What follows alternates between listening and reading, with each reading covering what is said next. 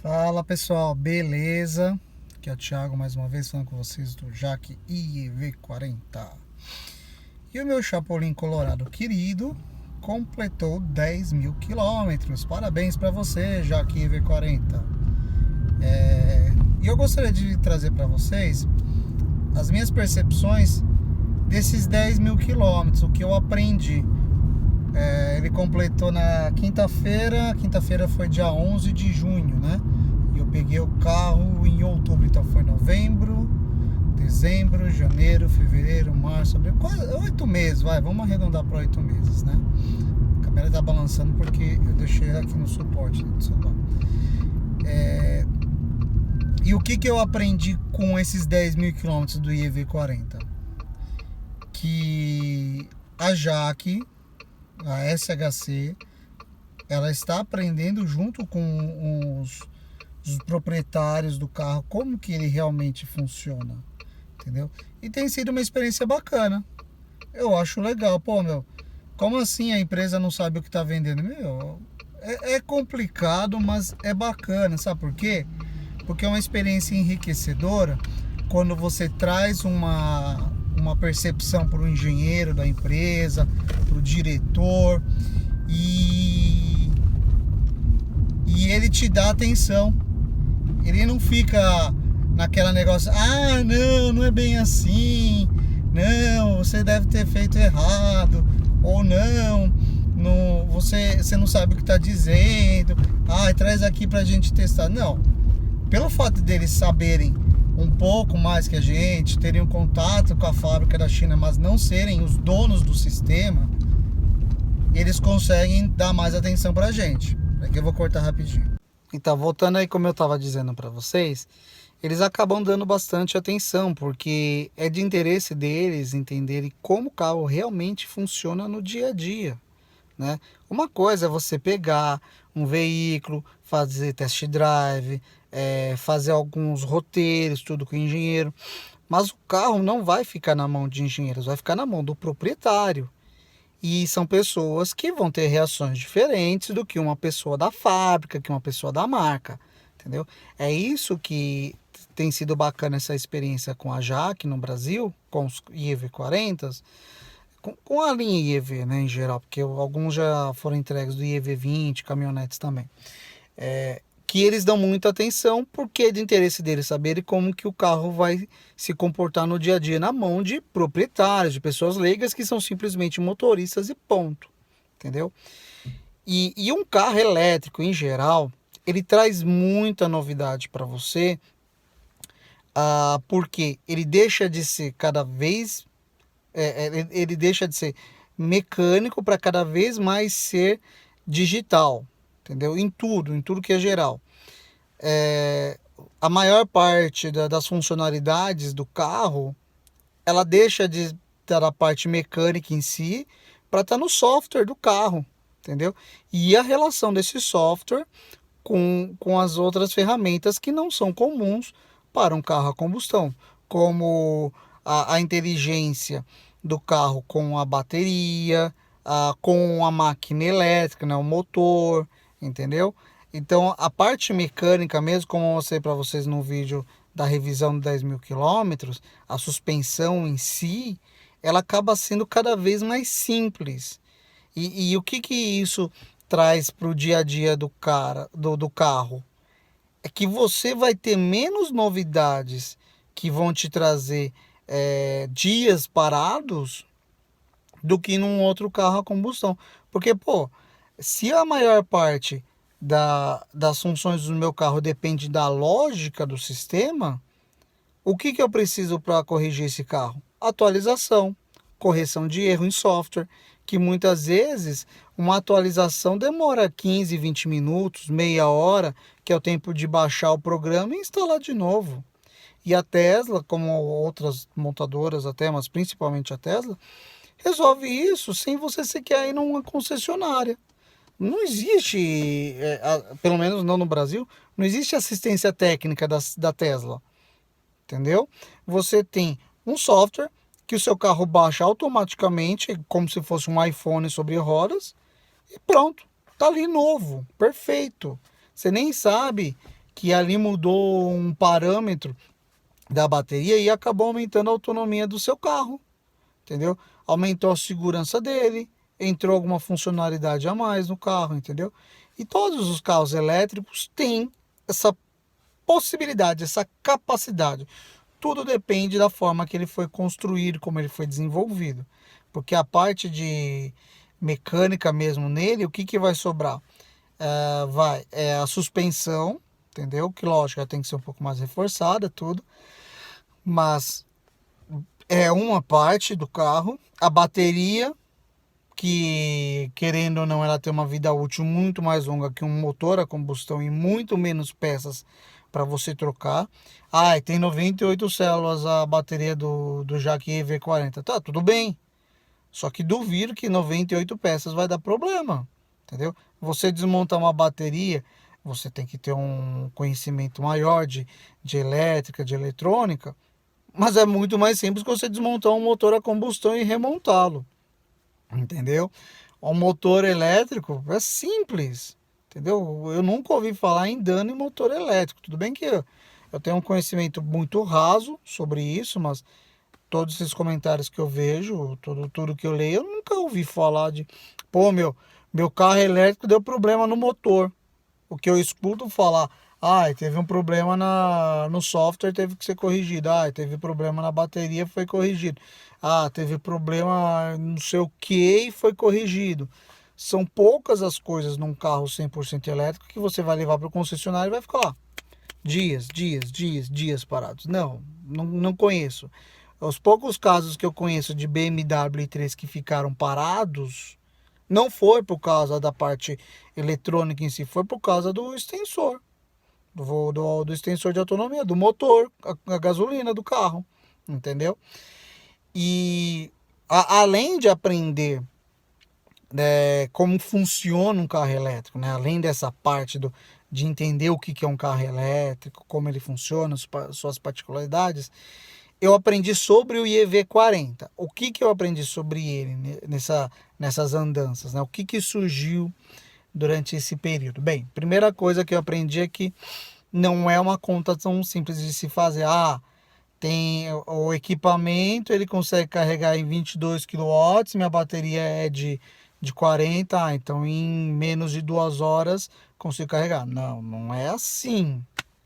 Você tem variáveis que você tem que considerar: o carro, o equipamento, a rede, o modo de carregamento.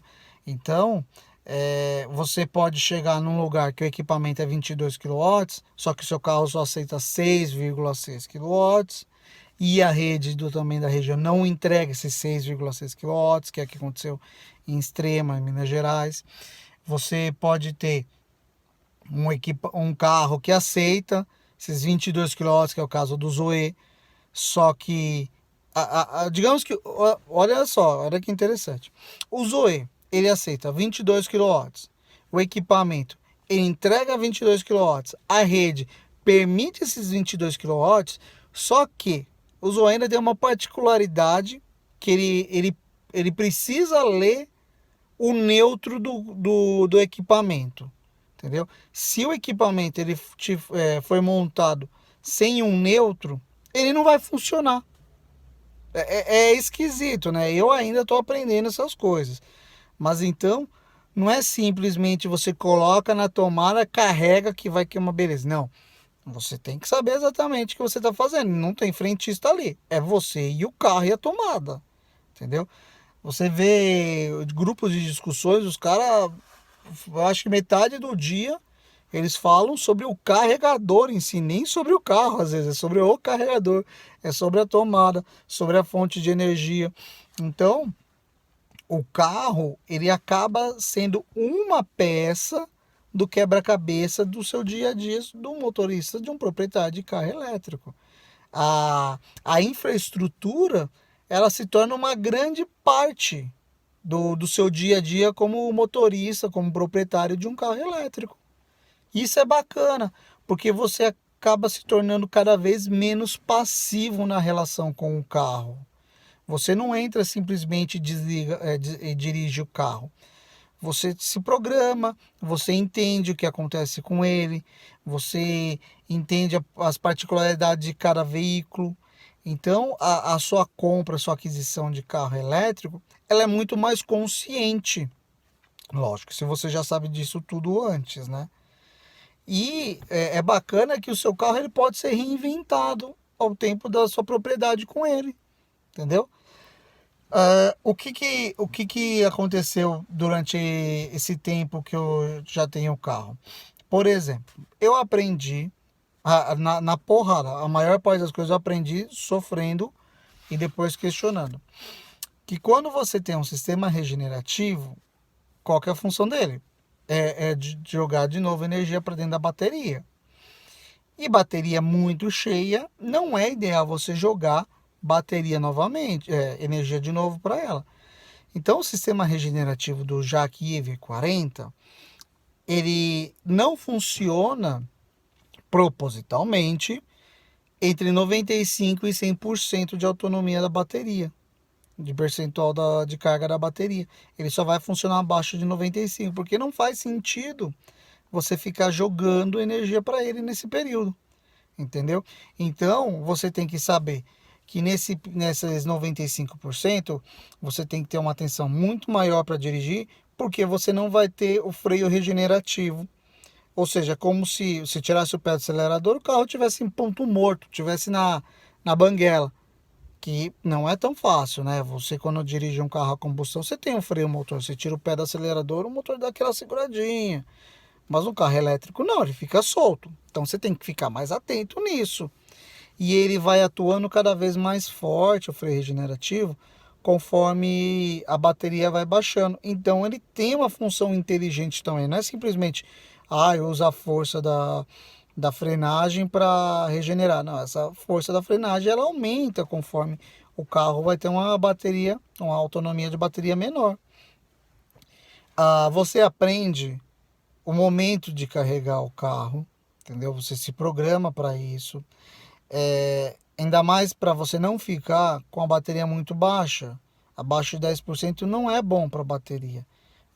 Nem para o celular então não adianta você ficar sugando tudo para aproveitar o máximo possível. Não, não é bom isso. E você vai percebendo isso com o passar do tempo. Ainda não percebi, tá? Mas eu sei que isso pode acontecer. Que você vai danificando, vai diminuindo a vida útil da bateria.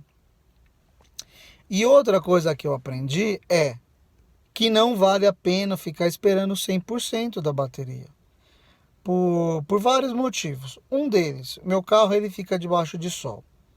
Bateria muito carregada, com temperatura excessiva, não fica bem também não, entendeu?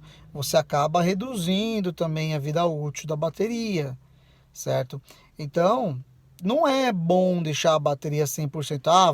Vou encher até o talo. Igual o pessoal geralmente faz com o carro a combustão. Travou a bomba, assim, não, bota mais um pouco para arredondar. Não, bateria não tem isso. Não tem como arredondar, 100 é 100. E às vezes nem é bom ter o 100%. Como você não tem a regeneração acima de 95%, você tem outro fator, que ele vai consumir muito mais, tipo, vai ser menos eficiente nesses 5 primeiros por cento, ou seja, é energia que você está gastando à toa, entendeu? Tipo, você está pagando muito mais caro para rodar aqueles 5% a mais, né, do que seria abaixo disso. Você tem uma direção mais perigosa, porque você não tem o auxílio do freio regenerativo, que a maior parte já se acostuma com ele na hora de conduzir. E aí no IEV40 ainda tem uma outra particularidade, porque vamos considerar, 6 kWh para carregamento, né? Uma média que eu tenho visto nos equipamentos, até mais. Mas o perto de casa tem sido isso. Então eu carrego de 20% até 95% em aproximadamente 5 horas. Pô, bacana. Não estou usando por 5 horas. É menos do que eu durmo por noite. Se eu tivesse um equipamento desse no meu condomínio, pô, seria o tempo de dormir tranquilamente. Só que, para eu fazer mais esses 5% que quase não vão ter diferença nenhuma da autonomia do meu carro, eu tenho que, no caso do EV40, tá, gente? Eu tenho que deixar ele carregando por mais 1 hora e 50 minutos, exatamente. De 5% a 100%, ele vai demorar 1 hora e 50 minutos, entendeu? Então, é um tempo desnecessário, é um custo alto pela autonomia que eu vou ter. E ainda aumenta o risco em si da condução nesses 5%. Então, com o EV40 eu aprendi também que 100% não é necessariamente a melhor solução. É lógico que se você faz uma viagem um pouco mais longa, que cada quilômetro de autonomia conta, eu vou utilizar o 100%. Mas do dia a dia não é interessante, entendeu? Não é vantajoso, não é seguro. Eu prefiro então carregar até os 95, 96%, que já vai me dar um quezinho a mais. Ontem, por exemplo, eu deixei carregando até 96% e ele estava com uma autonomia de 296 quilômetros, praticamente 100, praticamente os 300 quilômetros que ele faria com 100%. Então, não vale a pena, entendeu? Aí outra coisa que eu observei é que é muito bom você ter um carro elétrico que é praticamente um carro normal, porque é muito mais fácil de você achar uma peça de reposição, é muito mais fácil você se habituar ao carro, é um ponto menos estressante para você se adaptar, entendeu? Que se fosse um carro puramente elétrico diferenciado, como é o caso do BMW 3. O BMW 3 é um puta de um carro bacana, meu. Só que você tem que se adaptar em várias coisinhas, até a questão de abrir a porta. A porta de trás é aquelas portas tipo. Como que é? Aquelas portas suicida, né? Que você só abre a porta de trás se você abrir a da frente primeiro. Entendeu? Mas é um carro bacana, cara. A diferença é que isso daí eu não preciso me adaptar. Entendeu? É um ponto positivo. Eu tenho algo mais simples, algo mais familiar para mim, que vai tornar o meu dia a dia mais comum. Entendeu? O Bolt também é um Bolt muito, é um carro muito, digamos, convencional a construção dele. Ele tem uma parte lógica excelente, a parte de frenagem dele é ótima. O Bolt, digamos que é um dos melhores carros elétricos hoje para se ter, né? Os pessoal que está tendo ele está elogiando pra caramba. Não sei se já chegaram na parte das revisões, mas acredito que ainda não, é muito recentemente. Só uma pessoa que eu conheço aqui que tem um Bolt já faz alguns anos porque importou direto. E aí ele pode falar. Vamos ver aqui o que mais eu aprendi. Cara, aprendi que é muito bacana se relacionar com as pessoas que são proprietários de carros elétricos também, porque é todo mundo muito unido, troca muita informação. Sempre tem uma coisinha a mais para você aprender que alguém descobriu mexendo, que alguém pesquisou. Então é algo muito mais rico, porque você tem mais. O fato de você estudar mais seu carro, porque ele tem muita coisa para aprender, muita coisa diferente para se entender, faz com que você seja mais ativo. Como eu já falei, você sai da posição de passividade do motorista que simplesmente vai, dirige o carro e no máximo deixa no mecânico, logo, tirando o pessoal que põe a mão na massa. Mas o fato de você estudar o carro, conhecer ele, ver as suas particularidades, você pode trocar informação, é algo muito mais bacana. É muito legal ficar conversando com o pessoal sobre isso. E é um assunto que todo dia tem novidade, todo dia tem notícia nova, todo dia tem alguma coisa acontecendo, todo dia tem algo que vai surgir daqui 2, 3 anos e quando você vê já surgiu, entendeu? E isso também acontece para os carros que foram vendidos há 2, 3 anos. Pô, o carro 2, 3 anos ele continua se reinventando por causa dessa parte do software. Aí falando um pouco do uso do carro para trabalho, né? Para os Uber que eu tenho feito, as entregas que eu tenho feito. Cara, é incrível como ninguém nota que é um carro elétrico. Tudo bem, tá todo mundo na sua bolha, vivendo a sua vida, mas ninguém nota que é um carro elétrico.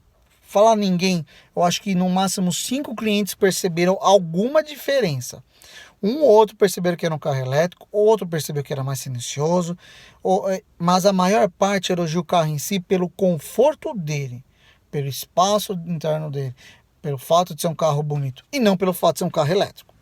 depois de muito tempo que eu comento que a maior parte das pessoas só sabe que é um carro elétrico porque eu falei. Assim, nossa, é mesmo, esse carro é silencioso. Ai, que legal, que bacana.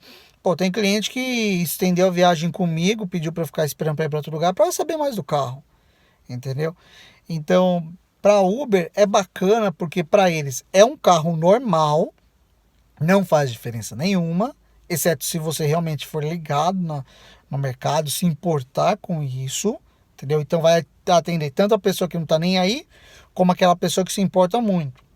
E para o motorista é excelente, porque você tem um custo de manutenção extremamente menor, tanto de combustível como da manutenção em si do carro, das preventivas, das corretivas, entendeu? E isso permite que você não precise dirigir tanto tempo a mais, entendeu?